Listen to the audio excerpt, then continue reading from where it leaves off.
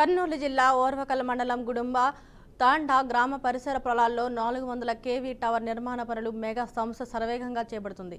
అయితే గుడుంబ తాలకు చెందిన సుమారు 25 మంది రైతులు పొలంలో ఈ టవర్ల నిర్మాణం జరుగుతున్న క్రమంలో రైతులు తీవ్ర అసంతృప్తి వ్యక్తం చేస్తున్న పరిస్థితులు కనిపిస్తున్నాయి. రైతులకు ఎలాంటి సమాచారం లేకుండా మెగా సంస్థ యాజమాన్యం పోలీసుల ప్రోత్సాహంతో ఈ టవర్స్ నిర్మాణం చేపడుతున్నారని బాధిత రైతులు వాపోతున్నారు.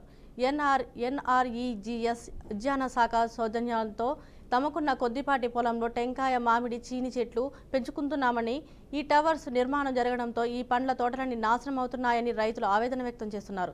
తమకు జరిగిన నష్టానికి లేదా సంస్థ గాని లేదా ప్రభుత్వం నుంచి గాని ఈ సరైన న్యాయం జరగట్లేదని ఆందోళన వ్యక్తం చేస్తున్నారు. దీనిపై మరింత సమాచారాన్ని మా ప్రతినిధి బసవరాజ్ అందిస్తారు.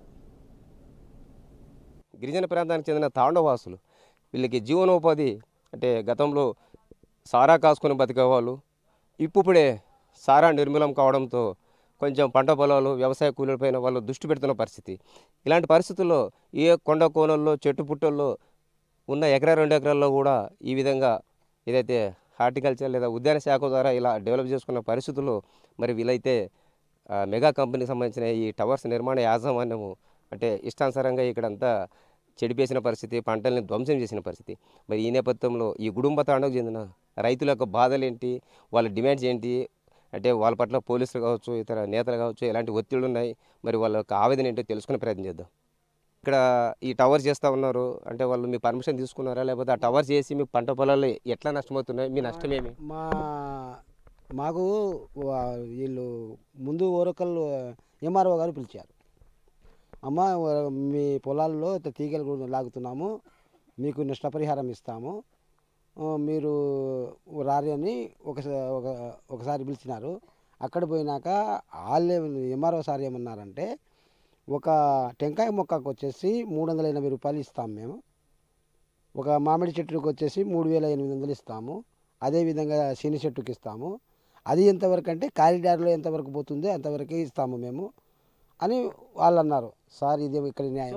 అట్లా ఇస్తే రైతుకి న్యాయం జరుగుతుందా? ఇప్పుడు ఎంఆర్ఓ చెప్పినట్టు కానీ కంపెనీ వాళ్ళు చెప్పినట్టు పోలీసు వాళ్ళు చెప్పినట్టు 3800 మీకు న్యాయం జరుగుతుందా? ఎంత కావాలి? మాకు ఒక 20 సంవత్సరాలు లైఫ్ అనుకోండి సార్.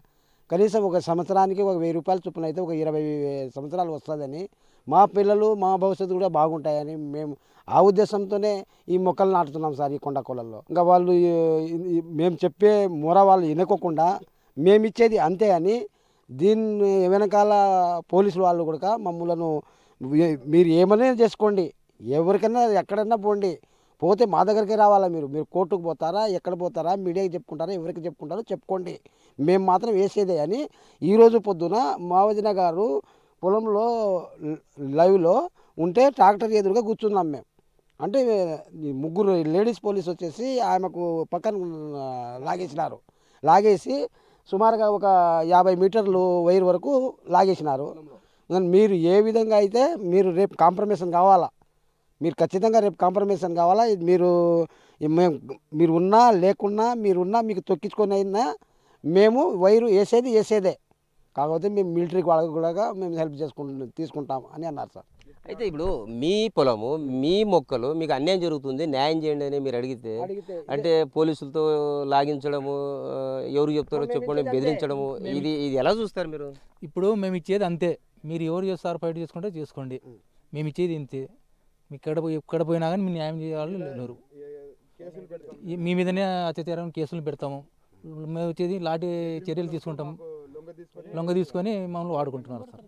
అంటే ఇప్పుడు మిమ్మల్ని బెదిరిస్తుంటే అంటే వీళ్ళు పోలీసులు ఎవరు కొమ్మ కాస్తున్నట్లు, అంటే మీ పక్షాన ఉన్నట్లా లేదంటే మెగా టవర్స్ వాళ్ళ పక్షాన ఉన్నట్లా? ఇప్పుడు మెగా పక్షమాతంలో ఉన్నట్టే సార్ వాళ్ళు, మాకైతే న్యాయం చేయటం లేదు.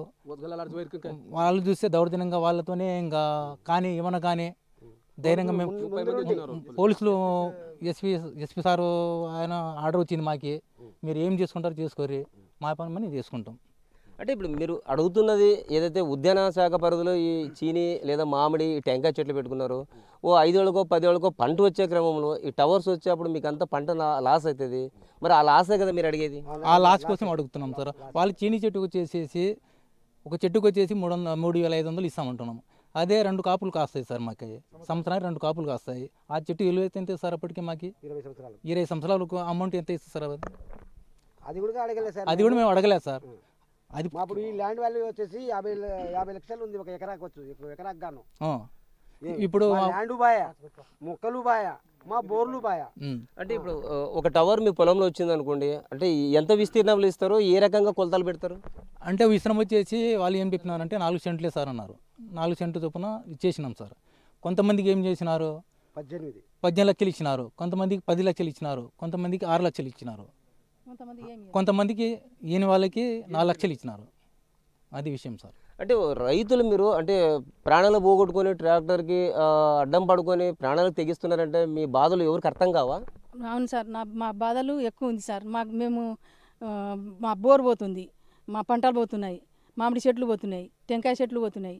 ఇవి కొన్ని రోజుల నుంచి మేము నీళ్లు మోసి ఎండల కాలం సాకినాం. ఇప్పుడు వచ్చి వాళ్ళంతా దౌర్జన్యం చేసి తొక్కించుకొని పోతున్నారు సార్. ఇప్పుడు మీ కుటుంబం అంతా ఈ పొలాలపైన జీవనం చేయాలి కదా, మరి ఇంత నష్టం వచ్చినప్పుడు మిమ్మల్ని ఆదుకునేది ఎవరు? అదే మీరు ప్రభుత్వం వాళ్ళు ఆదుకోవాలని మేము అడుక్కుంటున్నాం సార్. వాళ్ళు వచ్చి మాకు, నేను ట్రాక్టర్ ముందర నిలబడితే నాకు లేడీస్ పోలీసులు వచ్చి గుంజుతున్నారు సార్. లేదు మీరు పక్క పోండి, మేము గుంజేటోళ్ళమే, మీకేం కావాలో అది తీసుకోండి అంటే మాకు నష్టపరిహారం మాకు కట్టినంత వరకు మీరు రావద్దు అని చెప్పినాం సార్. నా కొడుకు విజయవాడలో ఉన్నారు, వాళ్ళు వచ్చినంత వరకు మీరు ఏం లాగవద్దు అని చెప్పినాం సార్. చెప్తే కానీ నాకు గుంజుతున్నారు ఈ లేడీస్ పోలీసులు గుంజుతుంటే నేను అట్టనే అడ్డం పడినా సార్. నేను హార్ట్ పేషెంట్ సార్, నేను హార్ట్ పేషెంట్ని. నాకు నా ఆరోగ్యం బాగలేదు. నా కొడుకులు 3 కొడుకులు వేరే ఊరికి పోయినారు, ఇద్దరు వేరే ఊరికి పోయినారు. వాళ్ళు వచ్చినంత వరకు ఆపండి అని చెప్పిన సార్. ఈరోజు ఒక్కరోజు మీరు ఏదో టైం ఇస్తున్నాము, ఒక్కరోజు మీరు మాట్లాడుకొని రేపు వచ్చి కాంప్రమైజ్ అయితేనే రేపు మేము గుంజేటోళ్ళమే. మీరు ఒక్కసారి మీరు ఏం మీరు కాంప్రమైజ్ కాకపోతే మిమ్మల్ని ఏం చేస్తారంట? వాళ్ళు వచ్చి లాగేసుకుంటారు, మా పని మేము చేసుకుంటాం, మీరు ఏం చేయలేరు అని చెప్పిపోయినారు సార్. అంటే ఇక్కడ మీరు చస్తారన్నా కూడా మీ సమస్యలు పట్టించుకోరు, మీ బాధలు పట్టించుకోరు. మేము సస్తామన్నా కానీ మా బాధలు వాళ్ళు పట్టించుకోలేరు. వాళ్ళు మేఘా కంపెనీ వాళ్ళ దిక్కే ఉండరు సార్. సార్ వాళ్ళందరూ అక్కడే మాట్లాడుతున్నారు. నాకు 4 ఎకరాల పొలం ఉంది సార్. బోరు కరెక్ట్ బోర్ మీదనే పోతుంది సార్, అది వైరు షార్ట్. రేపు మేము పంట పైర ఈ పెద్ద టవర్ బోర్ మీద పోవడం వల్ల రేపు పొద్దున బోర్లో నీళ్లు పని చేయదా? నీళ్లు అసలు మోటరే ఆడదు సార్. మోటార్ కాలిపోతుంది, షార్ట్ కొడుతుంది పైనుంచి. ఆ బోర్ పని చేయడు. మేము ఎండల కాలం నుంచి మేకలు, బోర్లు, బెర్రగడ్లు అన్నీ ఆడనే మాకు జీవనాధారంగా బతుకుతాయి. ఇప్పుడు వాళ్ళు వచ్చి మా వైర్ వేస్తే అది బోర్ కాలిపోతుంది సార్, కాలిపోతుంది. మాకేం ఆధారం లేదు. ఎన్ఆర్ఈఎస్ ద్వారా ఈ ఉద్యాన పంటల నేపథ్యంలో ఈ మామిడి కానీ, చీని కానీ, టెంకాయ కానీ తెచ్చి ఇక్కడ పెంచి పోషించుకుంటున్నాము. ఈ భారీ టవర్ ఏదైతే పెద్ద టవర్ ఇక్కడ వచ్చేస్తే పొలంలో అంటే బోర్లు కూడా పనిచేయవని వీళ్ళు చెప్తున్న పరిస్థితి. ఖచ్చితంగా అయితే రేడియేషన్ మూలంగా ఆ బోర్లు పనిచేయవు, అక్కడ మనకు పంటలు కూడా పండే పరిస్థితి లేదు. కాబట్టి 10 ఏళ్ళ తర్వాత మాకు ఈ తోటల వల్ల ఎంతో ప్రయోజనం ఉంటుంది. సో ఇప్పుడు వీళ్ళంతా డిస్టర్బ్ చేస్తున్న పరిస్థితి. అంటే 10 ఏళ్లకు గాను లెక్కేసి అంటే అప్పటికే మా భూమి వాల్యూ ఏమి, లేదా మా పంటలకు అప్పుడు వచ్చే ప్రయోజనం ఏమి, ఇవన్నీ రెట్టింపు చేసి మాకు ఇస్తే మాకు కొంత న్యాయం జరిగినట్టు అవుతుంది. అంటే ఇక్కడ ఏదైతే గుడుంబ తాండ రైతుల యొక్క దీన పరిస్థితి.